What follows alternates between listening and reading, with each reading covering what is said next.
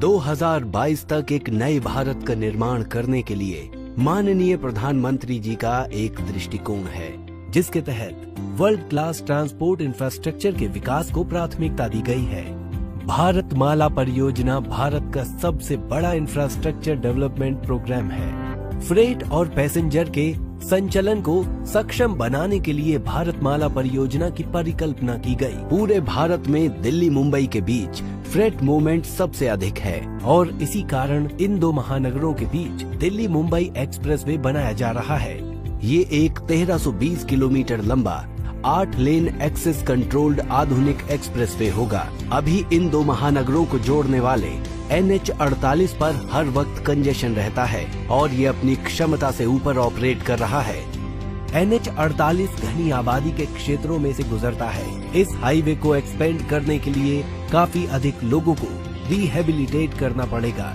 NH48 के साथ की जमीन को अर्जित करने की लागत एक ग्रीन फील्ड अलाइनमेंट से कई गुना महंगी पड़ेगी। इन कारणों को ध्यान में रखते हुए सरकार ने एक ग्रीन फील्ड अलाइनमेंट बनाने का निर्णय लिया है, ताकि ट्रैफिक का संचालन तीव्र रहे, बिना लोगों और वातावरण को नुकसान पहुंचाए। देश को करीब लाने के लक्ष्य से दिल्ली मुंबई एक्सप्रेसवे बड़े आर्थिक केंद्रों के बीच की दूरी और यात्रा के समय को काफी कम कर देगा। ये एक्सप्रेसवे दिल्ली और मुंबई के बीच यात्रा के समय को 24 घंटे से 13 घंटे कर देगा। दिल्ली और वडोदरा के बीच 18 घंटे से 9 घंटे और दिल्ली और भोपाल के बीच समय को 14 घंटे से 6 घंटे कर देगा।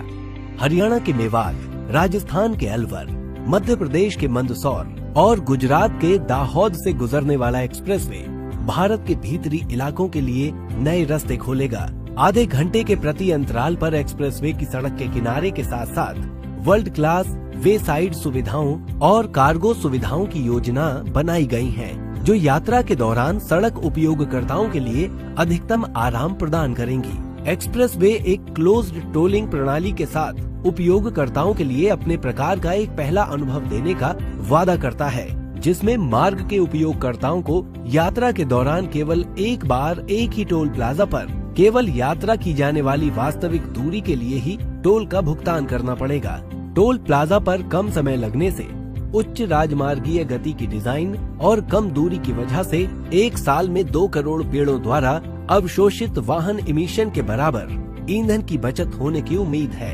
इसके अलावा पूरे एक्सप्रेसवे के साथ साथ 20 लाख नए पेड़ लगाए जाएंगे और एक्सप्रेसवे के हर 500 मीटर पर रेन वाटर हार्वेस्टिंग प्रणाली भूजल का रिचार्ज करेगी। भूस्वामियों के लिए निष्पक्षता से भूमि माप सुनिश्चित करने के लिए ड्रोन सर्वेक्षण, लिडार और भू अभिलेखों के डिजिटलीकरण जैसी आधुनिक तकनीकों का उपयोग किया गया है, जिससे भूमि अधिग्रहण उच्च सटीकता और तेजी से पूरा किया जा रहा है। डिजिटल इंडिया के लिए माननीय प्रधानमंत्री जी के दृष्टिकोण के अनुसार भूमि मालिकों को मुआवजे के लिए पूरा मुआवजा डिजिटल रूप से किया जा रहा है और पैसे सीधे उनके बैंक खातों में स्थानांतरित किए जा रहे हैं। दिल्ली मुंबई एक्सप्रेसवे का निर्माण अत्यधिक टिकाऊ, अत्याधुनिक परपेचुअल पेवमेंट पर किया जा रहा है, जिसे 50 वर्षों तक की अवधि में रख रखाव की आवश्यकताओं को कम करने के लिए डिजाइन किया गया है। 120 किलोमीटर प्रति घंटा की डिजाइन गति के साथ एक्सप्रेसवे डिजाइन देश में सवारी आराम और सड़क क्वालिटी के लिए एक नया बेंचमार्क स्थापित करेगा। पूरी परियोजना के लिए निर्माण की समय सीमा 3 वर्ष है और वर्ष 2022 तक इस नए एक्सप्रेसवे को यातायात के लिए खोल दिया जाएगा। एक्सप्रेसवे की 1320 किलोमीटर लंबाई में से 120 किलोमीटर अवार्ड हो चुका है, 400 किलोमीटर मार्च में अवार्ड होगा और बाकी 800 किलोमीटर अगले 6 महीने में अवार्ड हो जाएगा।